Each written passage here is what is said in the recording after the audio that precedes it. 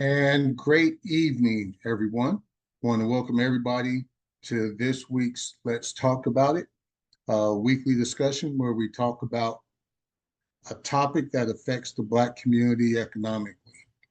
And we've been talking this last 5 weeks on 7 strategies for creating Black economic power. And so today we're going to talk about investment strategy number 6, which is public markets with a purpose. But as usual, first and foremost, I have to go through the disclaimer. So let me pop that up on the screen. So the information provided in the discussion is strictly for educational purposes only. You're strongly encouraged to consult with licensed financial advisors, attorneys, or tax professionals before making any significant financial decisions. And although I do have decades of experience, I am not licensed or registered with any regulatory authority. And as usual, we will first start with a short video that goes over tonight's topic. Hey, welcome. So today, we're going to dive into a really powerful way of thinking about our money. We're going to explore a path where building your own personal wealth and strengthening your community, well, they're not in conflict. In fact, they're completely connected. It's a question I think a lot of us wrestle with, right? On one hand, you want your savings to grow. On the other, you want to be part of something bigger than just yourself. This whole explainer is about bridging that exact gap, turning what feels like a tough choice into a really powerful opportunity. So, how do we actually do that? Well, the answer starts with a strategy called public markets with a purpose, and it all begins with a core philosophy, one that's designed to align up wealth creation with real community empowerment. Okay, so this whole idea really stands on 3 main pillars. First, it's all about investing with intention. That just means making sure your money is backing companies that you actually believe in, that share your values. Then, that intention helps build resilience, which creates lasting financial security through community ownership. And this part is absolutely crucial. This isn't just about feeling good. It's about getting consistent returns, building reliable wealth for everyone who's part of it. Now, to really get this, we have to be super clear on what community empowerment means. This is not about charity. Nope. It's about giving communities the tools to take real control over their own future. Economically, socially, you name it. It's about building power from the ground up together. So, you might be asking, why public markets? Why focus there? Simple. Because they are the most powerful wealth engines on the planet. This is our ticket, our direct access to the very companies that are shaping our entire world. Just think for a second about what these wealth engines really give us. They offer access to pretty much every global industry imaginable, from tech to healthcare. They let us tap into the incredible, almost magical power of compounding to build wealth over generations. And maybe most important of all, they give us a real stake, actual ownership in the companies that are literally writing our economic future. All right, theory is great, but what does this actually look like in the real world? Let's take a look at some companies that are already walking the walk, starting with some absolute giants in tech and clean energy. First up, a name we all know, Microsoft. Of course, they're a huge leader in tech and AI, but their story here is also about a serious commitment to driving social progress at the same time.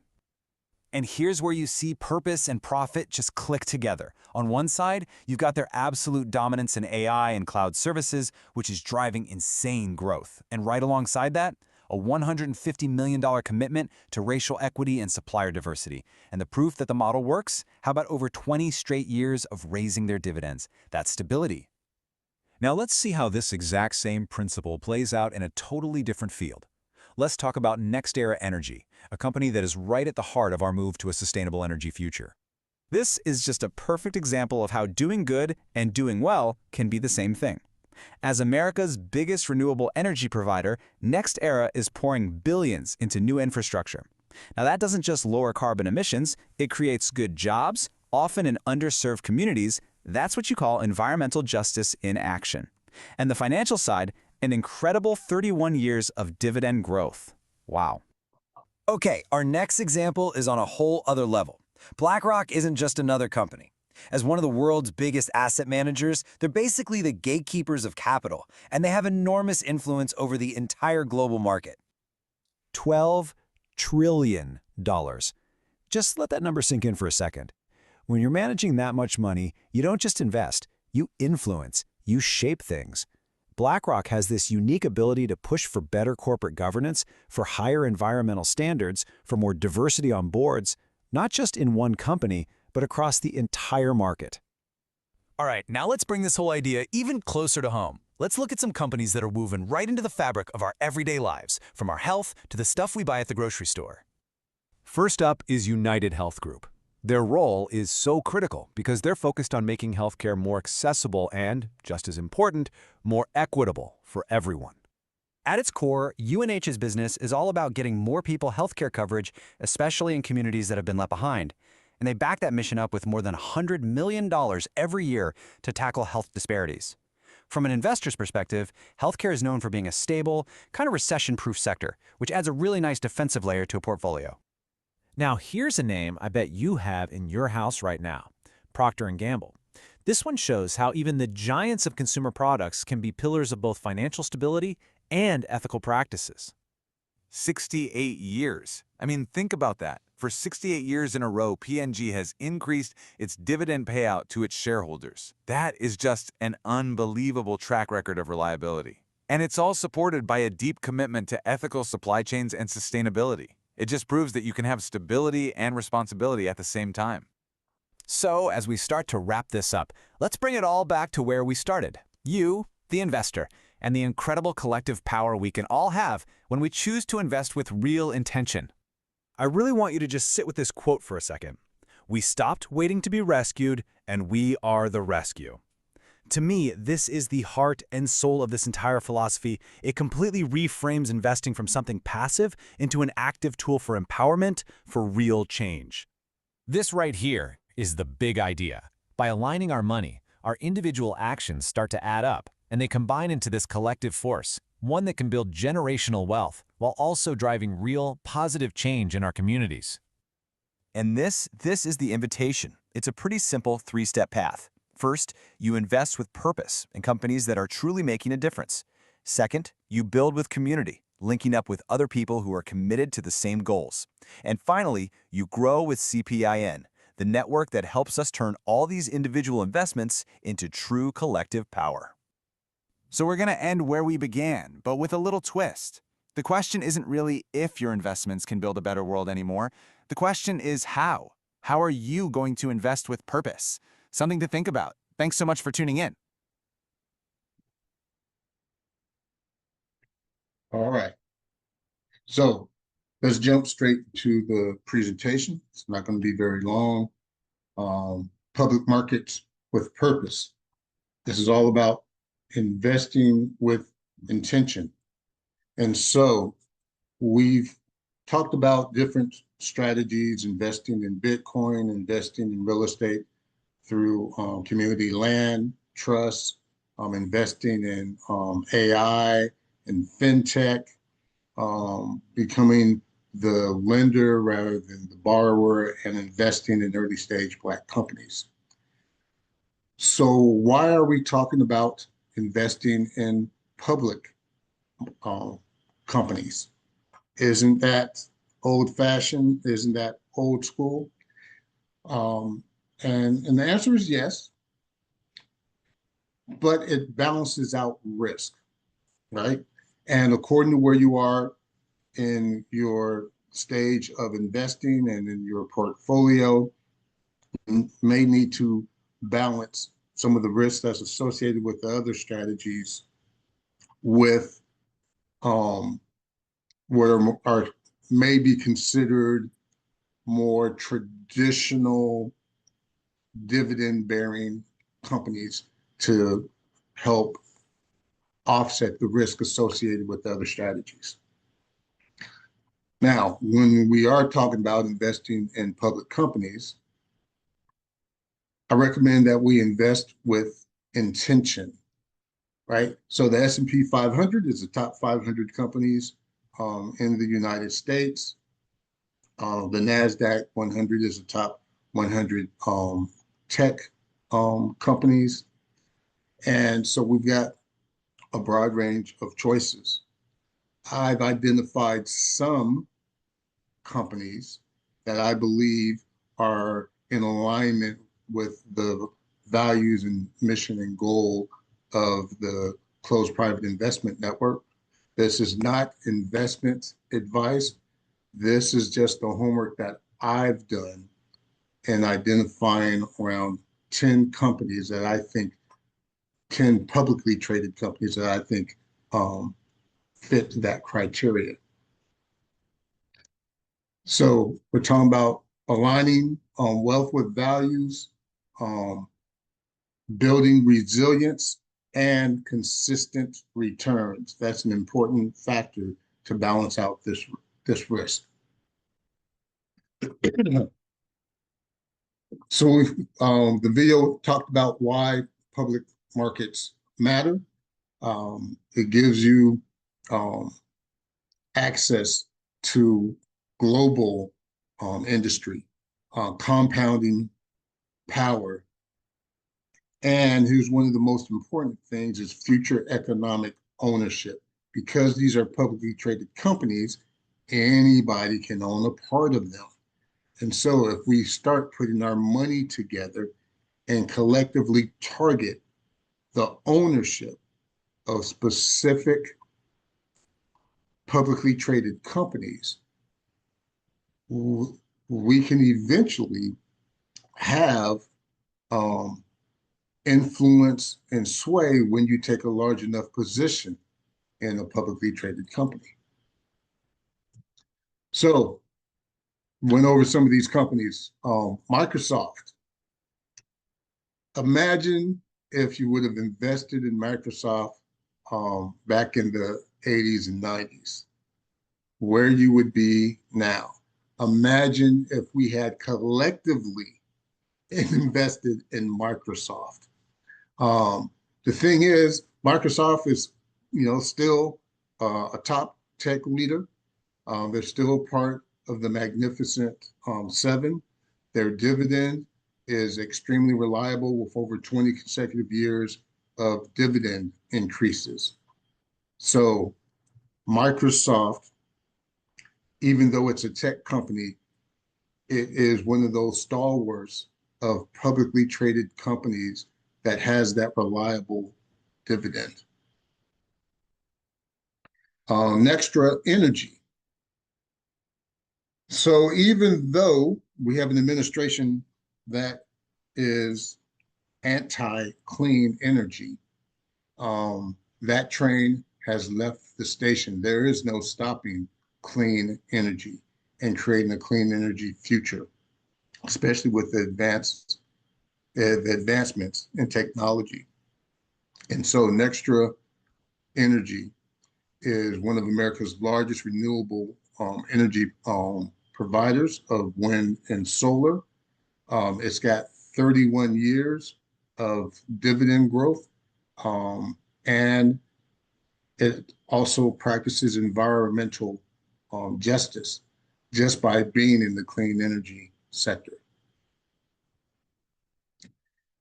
And then there's the 800-pound gorilla, BlackRock. Any industry, any market that BlackRock enters, it transforms, it greatly influences. BlackRock entered the real estate market of owning single-family residential residences and got them on the cheap after the 2008 recession. Held on, got them for pennies on the dollars. Didn't have to do any rehab because these were distressed properties only from a financial perspective. Held on to them, rented them out, got a bunch of income, let the properties appreciate it, and then started divesting out of the single family residential market. Up until that time, no one had gone into investing in single family residential markets at that scale. BlackRock is continuing to do that with the build to rent residential market. It was the first Bitcoin ETF in which it ushered in the era of institutional investing into Bitcoin and into crypto. And so, you follow the money. It's got more than $12 trillion of assets under management. BlackRock influences markets. It's got a growing dividend. And, you can say what you want about BlackRock. But when it comes to following the money, there's really no one better in this space. United Health Group. So, there's been a lot of negative press about United Health Group and insurance companies in general, but they are still one of the largest health care leaders in the United States. They've got a $100 million annual commitment to addressing healthcare disparities. And healthcare in general is recession proof. And so, again, when it comes to managing risk, I believe that United Healthcare is a good company to have in your portfolio. When we get into consumer and everyday strength, there's Apple, good old Apple. And Apple has its $100 million racial equity and injustice initiative. It's got a strong dividend growth. It's got one of the most loyal customer bases. It seems to be a little bit behind on the AI movement, but I think that's going to change here within the next 12 months. And so Apple, I think, is actually a little undervalued. And so I think it's a great play for managing risk. Procter & Gamble, old school consumer staple giant, 68 years of consecutive dividend increases. And Procter & Gamble isn't going anywhere anytime soon. And then you got Costco. Ironically, Costco was a big beneficiary of the Target boycott, in which significant number of members of the Black community boycotted Target and instead were encouraged to go shop at Costco. Costco has a unique business model because it doesn't make its profit off of any margins on the products that it sells. It makes its profit solely off of its membership, and its membership base continues to grow. It's got resilient business performance. And then we get into Johnson & Johnson. They've got their health equity initiatives. They've got a 62-year dividend history, and J&J isn't going anywhere, even though they have had their hands slapped for some of their practices in the past. Brookfield Renewable is a pure play renewable infrastructure and hydroelectric wind and solar company across 4 continents. And then there's Alphabet, Google's owner. They've got a $175 million commitment to economic opportunity for Black communities. And they are a leader, of course, in the AI race.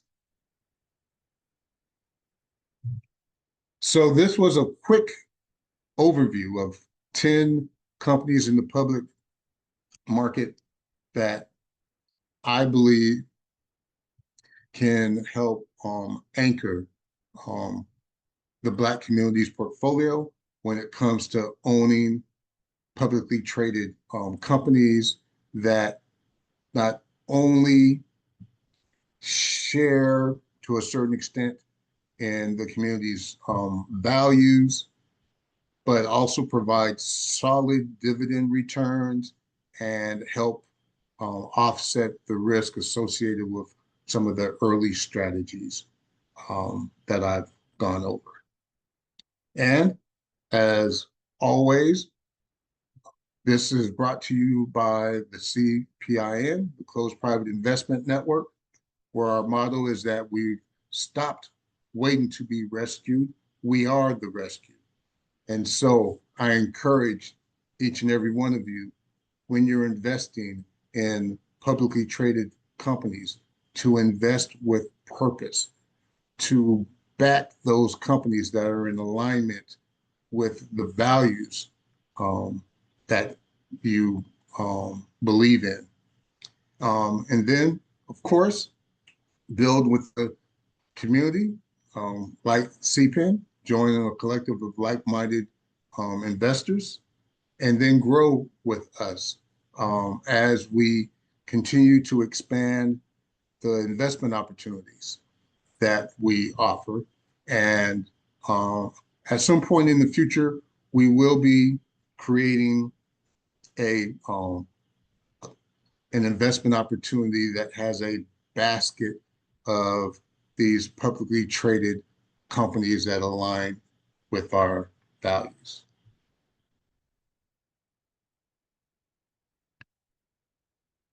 And as I said, it was going to be a short, sweet, to the point presentation. With that, any questions, comments? What did you guys think about the 10 companies that I discussed, or about the concept of balancing risk by investing in these type of publicly traded companies? You know, Mike, I thought it was interesting. This is just random. I thought it was interesting you added Microsoft, but then there's a short out there, Ernie Leisure Brothers, talking about look at the people who were at the Trump's AI dinner recently, follow the money, right? So Microsoft's relationship with OpenAI and Sam Altman is significantly huge.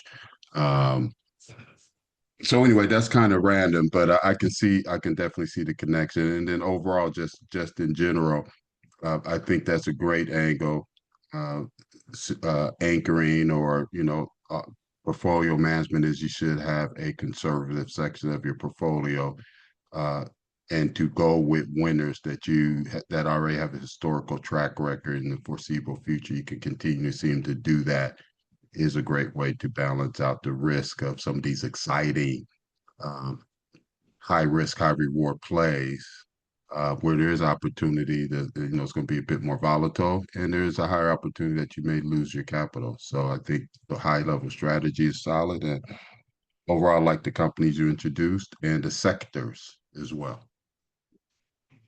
Thanks. Thanks, Mark. Um, any other comments, questions? Leroy, what did you think about the 10 companies that I laid out? I think very well of the 10 companies. I have individually invested in most of them over the last 3 to 5 years.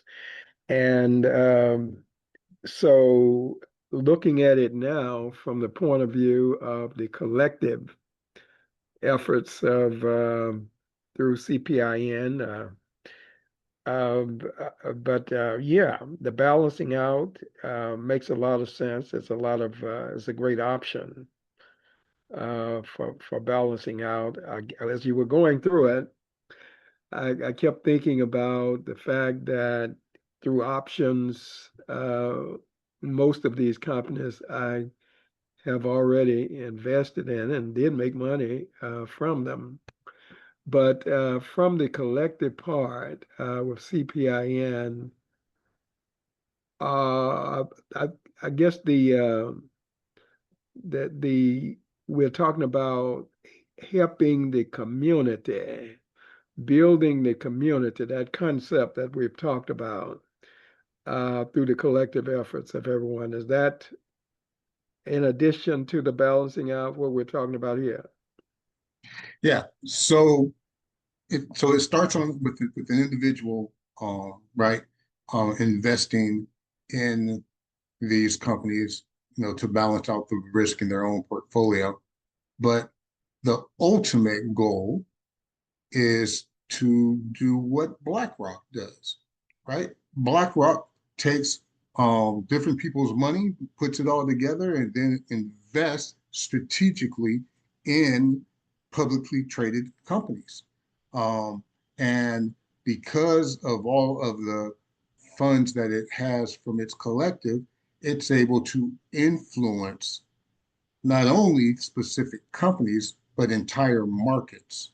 And so imagine if Black wealth just here in the United States was came together collectively to strategically invest in specific publicly traded companies, as well as private equity, private credit. It all lends itself to the concept of coming together and working strategically, collectively, even in investing in publicly traded companies. Thanks. Um, Timothy, Tim, any comments?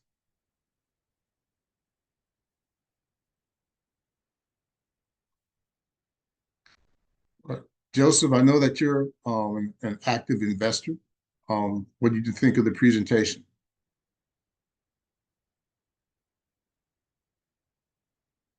Trying to unmute myself. Here we go.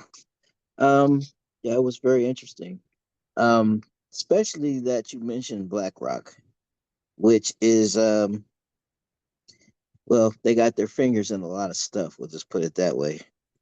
But I do have a question. Do you have it pertaining to BlackRock? Do you have a bead on the things that they're starting to put their fingers in currently? Ah, um, so not of recent. I mean, so they are big on crypto. Again, they were the first ones to launch the Bitcoin ETF. Um, they've I think they've teamed up with, and I can't remember what other companies. There was something recently in the news last week about them launching an initiative, but they are helping to transform the finance industry and So, going from the old guard to the new guard that's blockchain based and driven by crypto. Um, and they still have their fingers in the build to rent market when it comes to real estate. Um, but outside of those two industries, I haven't been following BlackRock's most recent moves. okay.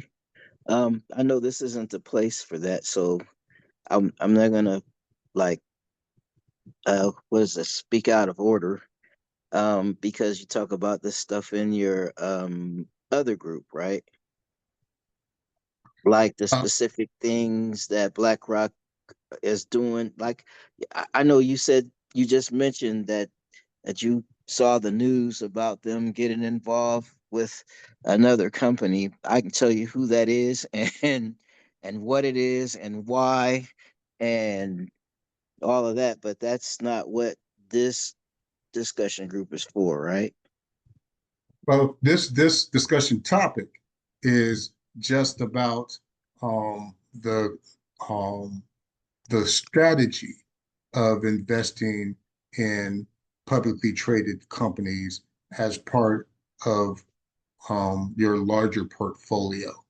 Okay. And and what my recommendations are of 10 examples of Okay. companies that that fit that. Well, when it comes to BlackRock, I'll just say this: because of their history, it's a good idea, not just to hold them, but to watch what they're moving into, because everything they move into tends to go crazy as far as worth, value, and returns and all that. Oh, 100%, 100%. Like I said, they influence markets. Right. Bitcoin, for example, when they came out with the Bitcoin ETF, I think Bitcoin was trading at around 60 or $70,000, and it's now trading, around 115,000, and that was about 20 months ago. Yeah, Um, less than 2 years ago. Yes, exactly. And because they opened up the door to institutions feeling comfortable from a risk perspective of investing in Bitcoin, and now the floodgates are open for institutions to come in and start investing in other altcoins, um, Right. such as Ethereum, XRP, Solana, even Doge. They came out with Doge ETF on Thursday. Doge is a straight meme coin, right? And It has so no use purpose either. and It's not rare. You can constantly mine it and there'll be more and more and more and more and more of it. There's no burning, there's no having, there's none of that with Dogecoin. so it just um, tells you the time that we're in that's being led by this administration, um, where they've taken all the guardrails off Yeah. of crypto, where we are truly in the wild, wild west. Um, There's a reason for that. And the government has the biggest reason for supporting it. But like I said, think I don't think we're supposed to talk about that here. yeah, we'll save that for another time. But I do thank you for you being here and for your participation in the discussion. Um, Timothy, are you with us? Are you able to make any comments?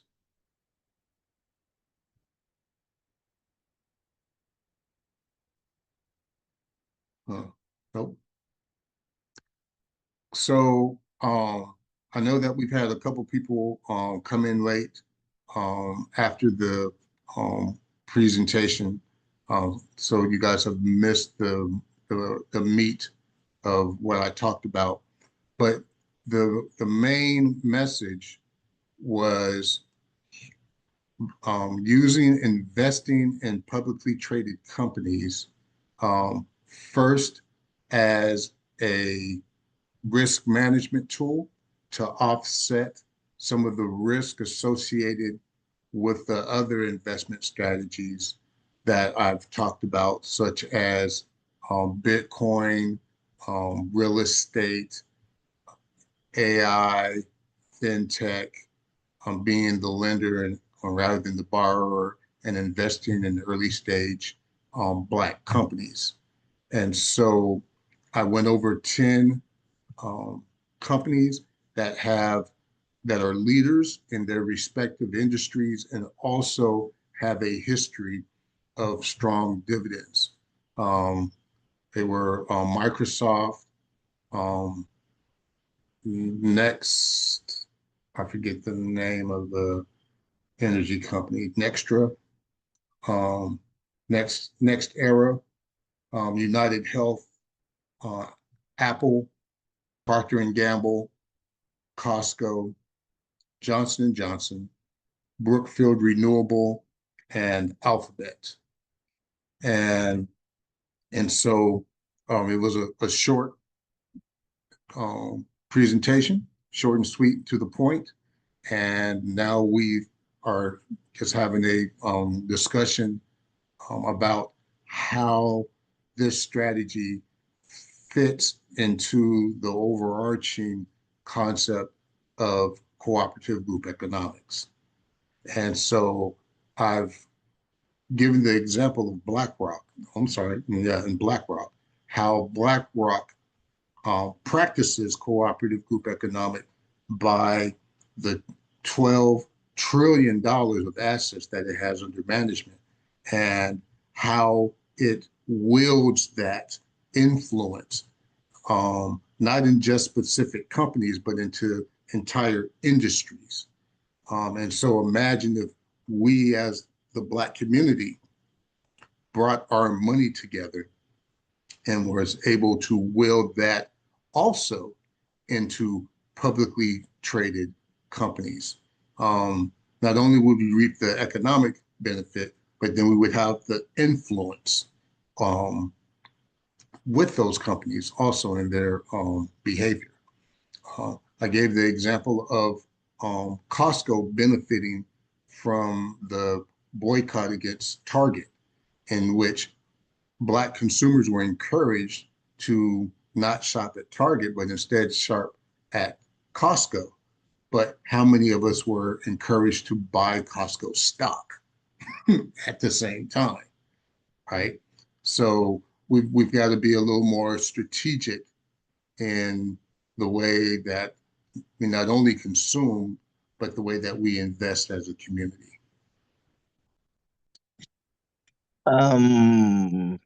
Should I raise my hand? No, go ahead, Joseph. Oh, okay. Well, the the one thing about all of the old guard companies is that their stock prices tend to be a little on the high side. So, like, let's say, for instance, Netflix, $1,000 plus a share. So it is kind of hard to get any significant foothold in any of the old guard companies unless you are in with a group or you have a whole lot of money already. Um, and sometimes um, you can like get more bang for your buck when if you're looking at the the younger companies, the newer companies on the stock exchange. But I don't think that really is the subject today, right?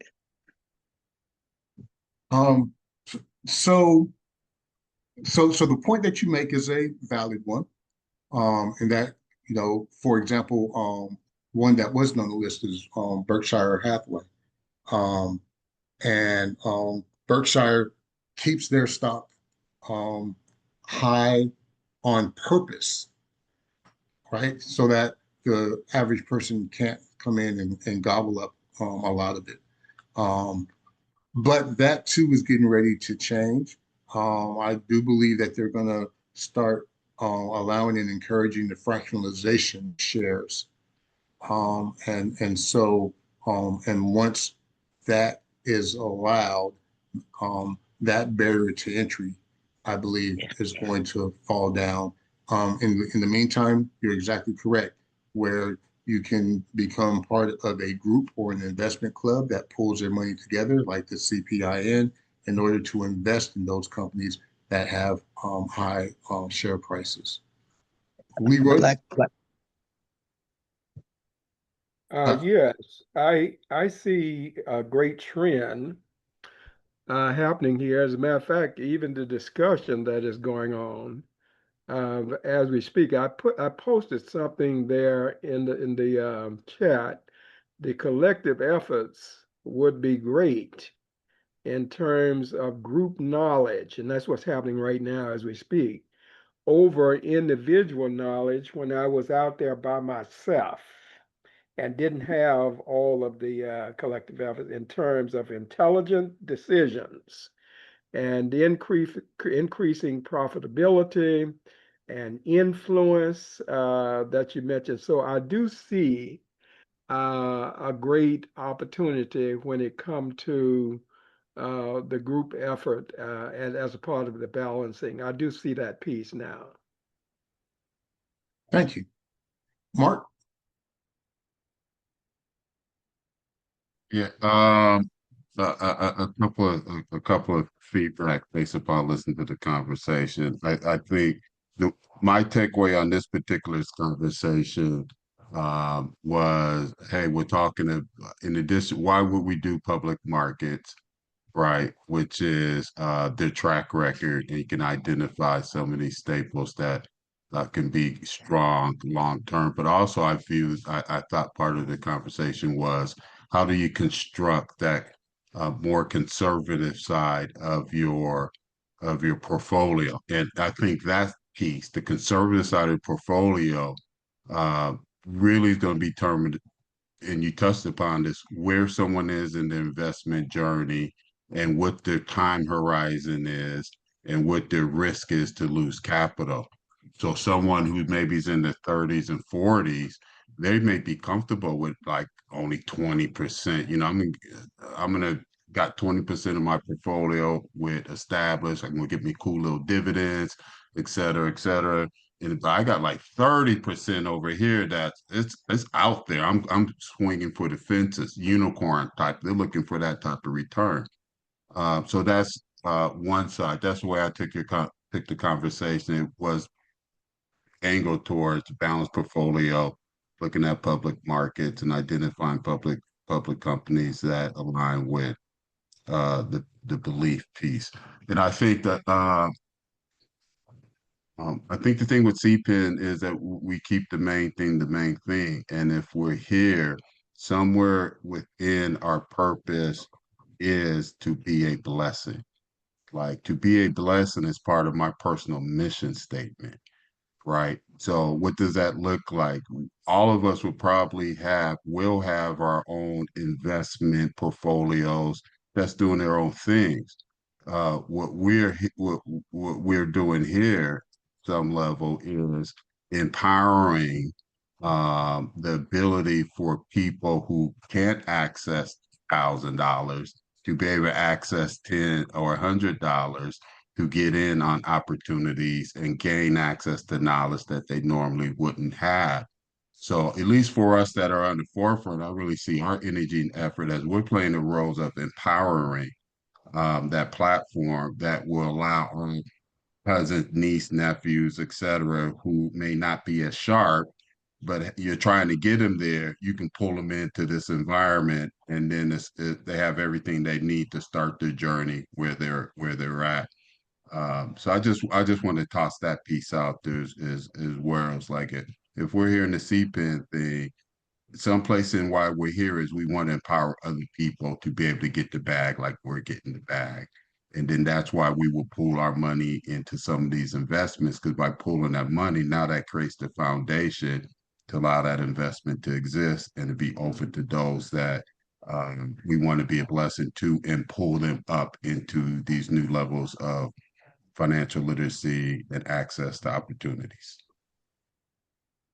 Yeah, and Mark hit um the the nail on the head, right? CPIN is built on three pillars: community, which is like-minded people coming together to practice cooperative group economics, education, where we become better educated from a financial perspective so that we can make better foreign financial decisions.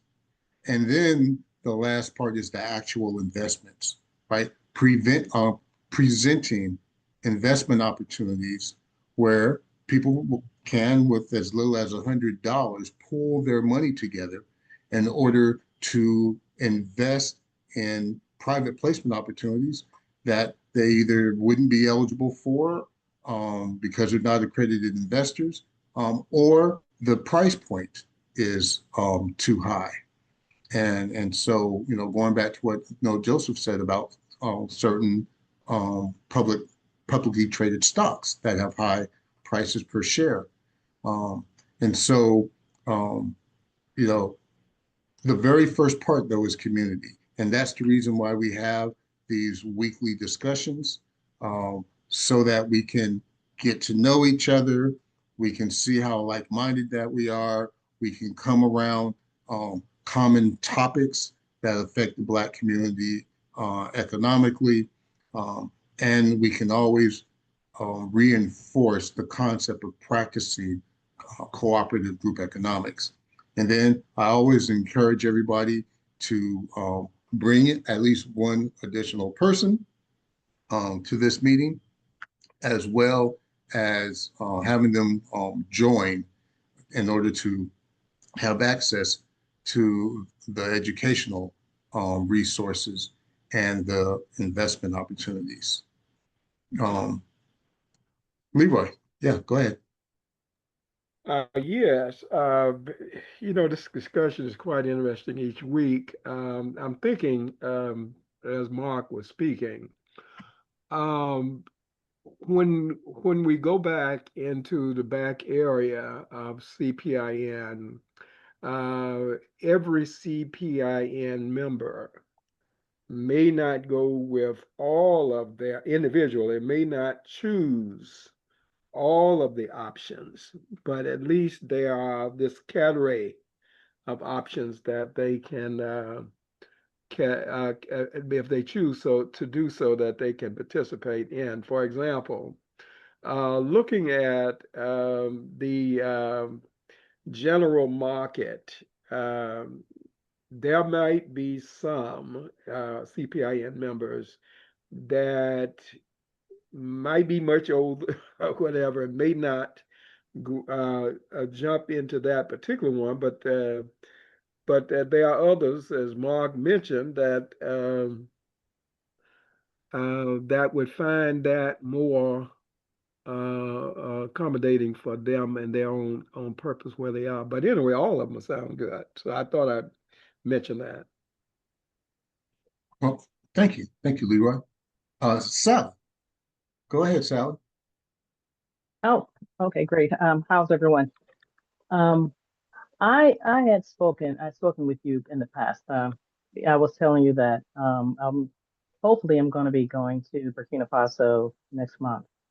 And it's one thing that I encourage those who have not looked at possible investment opportunities in our African countries, because just kind of looking at the way things are going here in this country, and unless you're with BRICS, it probably would be a good idea to see about making investments outside of this country and Europe, because just with the way that this guy is running things, pretty soon, the currency is going to not do well. And if there's any, I just wanted to bring that opportunity as well, because when I go there, I'm going to be looking at different opportunities that they have as far as investments, to where, because they're a developing country, and you can get in on the ground floor, and not only are you helping them with their development, but they will also help sustain us through some turbulent times on this side of things. So, that's one thing, we can kind of look in that direction as well, as far as looking at, investing opportunities with these different corporations. So I just wanted to put that out there too. And it's interesting that you bring that up, because that is actually going to be next week's topic, investment Well, you know. strategy. number 7, which is investing throughout the African diaspora. So the 7 investment strategies are my recommendations on for the Black community to build up its economic power, and it's diverse enough to where you don't put all of your eggs in one basket, but it's focused enough to where there's you know, what I believe greater reward compared to the risk. And this actually, strategy number 6 has the lowest risk level because you're investing in traditional, U.S. based public companies. But again, it's only one strategy out of 7. So, but yeah, we will be talking about investing in the African diaspora next week. Joseph. I have a question for Miss Sally. Um, you said you're going to Burkina Faso next month. Yes. Um, how Yeah. how easy or difficult was it um to arrange that travel? Because I know the US has a travel ban on that country, and I have I have been thinking about making plans to go there. Also Zimbabwe here in the next year because of some of Mm-hmm. the things that are going on here. And you also mentioned something about um the weakness of the dollar, or you kind of alluded to it anyway, and what's coming when it comes to that. But they're doing that all on purpose. And I don't know if I'm supposed to talk I about know. that in here either, but they're diluting the dollar on purpose. And Mm-hmm. they've got a plan for all of that. And the reason why they're doing it is because of the US debt, and not just the US debt, but the debt in just about every country, especially Western countries, everywhere in the world. And they Mm-hmm. are about to make a paradigm shift in how things are being done, and how they will account for value. And you know i i I've heard people like kind of stepping all around the target when it comes to like the new economic system. That Mm-hmm. whole system is about this whole economic system is about to is about to change. It's about to fall. um, it's going to be Understood. it's about to be modernized and tokenized. Like when Michael was talking about being able to buy pieces of shares of things, that is going to be on steroids under this new system, where like they're going to Mm-hmm. tokenize everything, so you can buy partial shares of everything. All of the value of everything is going to be on blockchain. Mm-hmm. And a lot of us are unaware, but if you're saving US dollars, you could save 1 billion of them, but once this is all done, you'll still be a poor person, Surely. because they're basically what they're doing is they're tokenizing everything, and then they're going to trash the dollar or crash the dollar, so that they can so that the debt will be manageable, because it's out of hand now, because now they are having to borrow money to pay the interest on the deficit.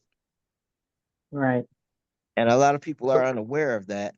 And then we got to go back to BlackRock, because they're very much aware of it, and they're making some moves um, so that they can profit off of this big chain. And this is something like, to me, um, if if if if we're going to build up the Black community, it's not the money, it's the knowledge.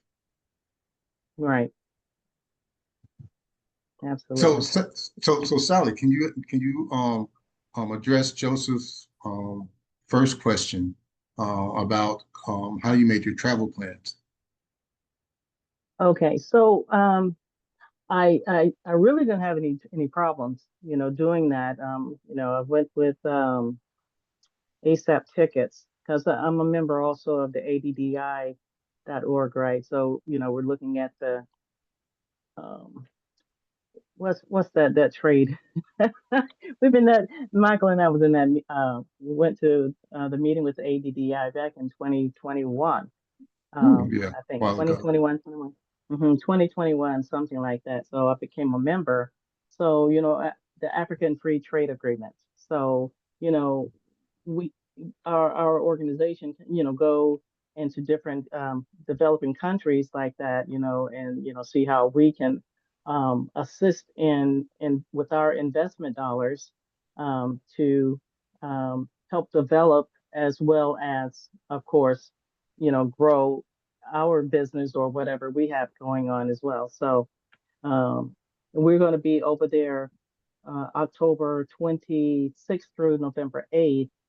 um, they're having a major trade fair going on over there that I'm going to be a part of. Well, I'm not going to be part of that, but they also are doing some like strategic conversations with Dr. Tim Barkwell is and PLO Lumumba and Reverend uh, Mapunga. So that's my major purpose of going over there to strategize, get in on the strategies for Africa as well as the diaspora, and how to get through, some of the things that we're going through right now and how we can connect as one to, for one, them being that anchor and, we're connecting so that we can be sustained through some of this turbulence that we're getting ready to go through. So I haven't had any issues so far at all. I mean, they're um, because I'm going to get my citizenship over there, my dual citizenship. So they're offering that as well. And then I think their visa was like $155. So that's it. I'm just kind of getting squared away. So, so did you have to get a DNA test um to trace your ancestry back to someplace in West Africa? Because I've been hearing something about that too. And that if you have that information, you could actually enter Burkina Faso visa free, or is that just something they're saying online and not really the truth? Because No, that's I pretty accurate. If you're yeah Burkina I Bay, just and you have the ancestry, yes, it's free. I just joined the ADDI. Mm, I want to say a month or two ago, Oh well, and congrats. and I've been looking at it. Like my strategy, my personal strategy is to make the wealth here off of some of the information that I've gotten, and then take that wealth there and invest Hmm. and build there. And I That's great. understand that they're very, very welcoming to that strategy. Hmm. Absolutely. Well, I tell you, like I said, I that's one of the major reasons, as well as trying to get my dual citizenship. Because I just want to be someplace if it comes down to it. I'm looking at it from a political asylum. If I can get a citizenship, and those who are able to get citizenship in African countries, when they start acting crazy over in this piece, because I don't feel that they're worthy of our presence here, anyways. But as far as our our African countries can stand up now that they're trying to stand up and take more control of their wealth, it can be used as a leverage, to get those who want to come back or to get these people to behave because they only recognize when it comes down to monies and holding back that part of it. But we have to have something in place But I wanted to see that, we can use that as a strategy as far as having political asylum if it comes down to that for our people. So, and having to talk with, some of the bright minds on the continent to hear some of the wisdom that's coming forth from there and see how we can bridge the two, to help our people here as well. So, that's me. Well, that is great information. And of course, I wish you the best on your trip, Sally, and look forward to all the information that you bring back. Does anyone have any other questions or comments regarding today's topic on investing in public markets? I would basically say that the conversation that just went on, along with the other, go back to my statement of the collective efforts would be great in terms of group knowledge over individual knowledge, in terms of intelligent decision making and increased profitability wherever we are. And I think that just happened. So I really appreciate this. Amen. And again, that's why the CPIN exists, is to bring the community together, to educate the community, and then to present investment opportunities and strategies. So we have reached our hour. I'd like to thank everybody for attending this week's Let's Talk About It. We're here every Sunday, 5 p.m. on the West Coast, 8 p.m. on the East Coast. And each week we talk about a different topic that affects the Black community economically. And next week we will be talking about Strategy 7, which is investing in the African diaspora. Until then, everyone, stay blessed and stay safe. Thank you. Everybody Good be night. blessed. Good night. Okay. Good night, everyone. Good night.